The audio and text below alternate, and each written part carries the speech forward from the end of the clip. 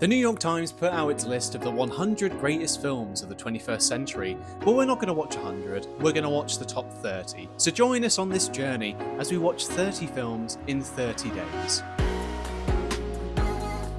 Hello and welcome back to another episode of the Cinematic Trinity in our series where we're watching 30 films in 30 days. And this time we're heading into what is technically deemed sci-fi, which is Her, the Spike Jonze directed film with Joaquin Phoenix.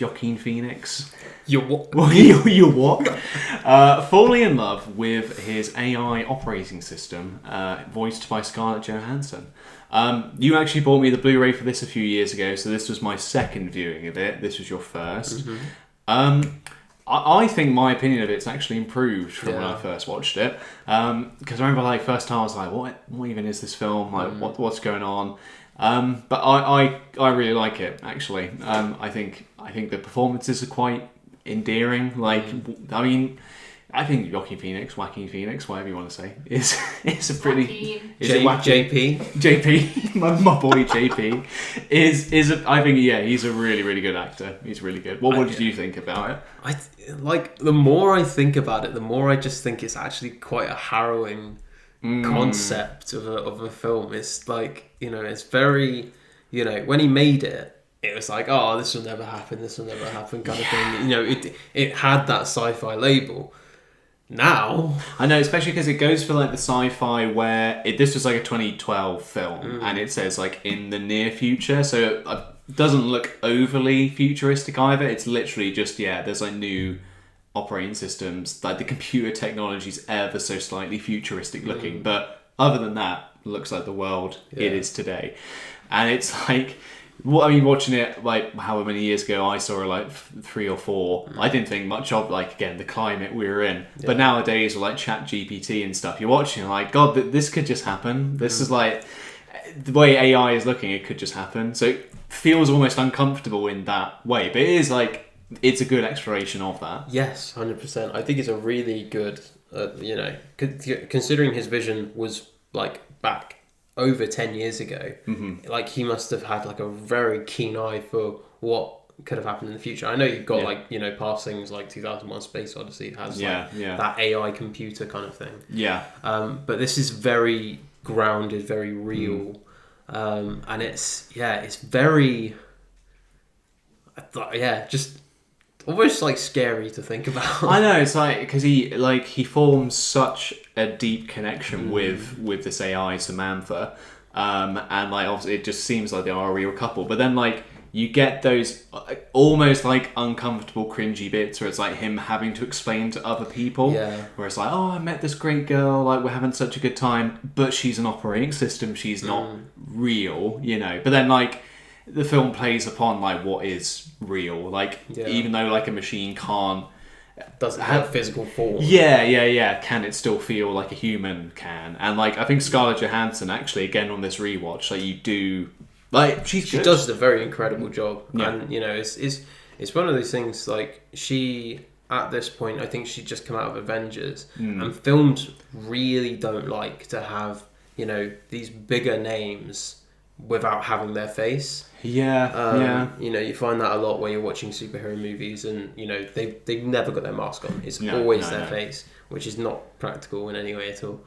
But to get someone like Scarlett Johansson, she's a bigger name now than she was back then, and literally have her in no way at all visually in this on the screen is a bold move, and but she really delivers. And the chemistry between her and Joaquin Phoenix as well, it's there. They don't need to be in the same room with each other, and you just feel the connection between them. So I think it's a very scary look into what the world could look like, but then also because of how deep their connection is, almost I can't tell if I feel this is nice to look at, but then you're oh no, he's literally talking to his computer. I don't know. It's very blurred lines. I really just don't know how to feel. Because then it's what was going on. Because then it's how they have intimate relationships as well, how that works with an AI, and again you're thinking oh, I guess this makes sense, but then again even Joaquin Phoenix's character at one of the ways they try it, he can't get his head into it because it's just not the same. But you're like, that's just completely valid, you know.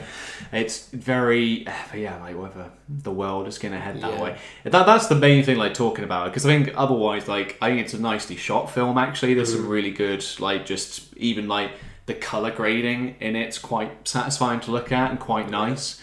Acting wise, again, they all do a good job. Like again, to give Joaquin Phoenix his dues, he plays this lonely man very well. Yes. I can't like not hear him laugh now and think of Joker. So like, thank you, Joker, 2019 for ruining Joaquin Phoenix's laugh. But no, he's honestly just so good in this role as this character as Theodore. And yeah, I think. I don't know whether this is clouding us, like talking about it in like a contemporary way against like the world in today. But is there any other like anything else you took away that you liked about it? I don't really know. It's like a very. It's just that it was just. There were lots of things in the film that just made me feel uncomfortable, but it was intentionally made to be uncomfortable. Yeah. And if that. Relating that to a real life scenario, I would also be uncomfortable in those situations. You'd like it would get to a point where you'd have to be inclusive of that, and that would just be the norm. And it's just a very thought provoking thing. It does make you think, and like that's the good like making of some films is when it makes you think like, oh god, what would I do in that situation? Could this happen? You know, how would the world react if this was the norm? Because like you see people walking down the street like with these earpieces in, just talking out loud, like again, like they're on FaceTime or whatever. But it could be that they're just talking to their AI partners or whatever. Like that's just the world that they've created here, but it does mirror our own in such a scarily accurate way. The New York Times had to say, ensuring the hard, gleaming surfaces of the most speculative sci-fi for something more off-kilter and bittersweet, Spike Jonze's digital romance follows, there's a plot synopsis, is it real machine love or a grown man's pathological avoidance of intimacy? Her refuses easy answers, though the many questions it raises, alas, feel a lot less theoretical today than they did in 2013. So actually, even the New York Times is looking at it through today's lens. But I guess that's good. Like films can like the even more like controversial stuff. Like again, the views of a film can cloud how you look at it today. Like it's always changing. Like sometimes you'll watch a film and be like, that wouldn't get made today for good reason, or that film is timeless. Like it can, it can be good whenever you watch it. I think Her is like the good end of that, where it gets better actually. Better as like God, I don't know what we're going to think it in another 10 years time if we're still watching this film and thinking we'll think it's outdated in 10 years time. We'll think this is robot girlfriends have come a long way since honestly I think watching it this time around I really, really enjoyed it. What do you think you'd score it? I don't know, it's a very tricky one to place. Because I feel like, for me, it's somewhere between, 8 and 9. Because it's very good. I feel like if I watched it a couple of years ago, I'd probably say, this is like a 6 or a 7. I gave it a 6, a couple of years ago, But, now, because you've got that very real interpretation of it, and it is very well done, I just don't know where to place it. So I'm just gonna chuck it in the middle, 8.5. Oh, nice. I'm giving it slightly low, so I'm going for an 8. Because, a couple of years ago, I gave it a 6, just because I thought... Maybe at the time I was like, Joaquin Phoenix was good, it was alright. But this time around I have a lot more appreciation for it. So I think I'd go for an 8. Maybe again, I don't know, lengthwise, maybe some bits of the plot go on, maybe a bit too long. It's only a 2-hour film, but maybe the use of time didn't quite give much payoff, But I think overall, a very good film at the minute, very timely film. So I recommend watching it. I really do recommend watching definitely. Her. And just having a think about how that compares to life today, because that's what films can do. Yes, and it's very good that this film does that. Would you say it's one of the best films of the 21st century? Are we still talking top 100? Yeah.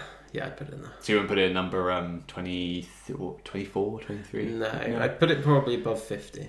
Okay. Yeah. I don't know. I think I may not put it as high as this, but maybe like in the top 50. I think not like 100 to 50, like in that range. I put it like maybe 50 to 1, but like above where it is at the minute, just because there probably are better films on it. But who knows? Again, it could change. Yeah.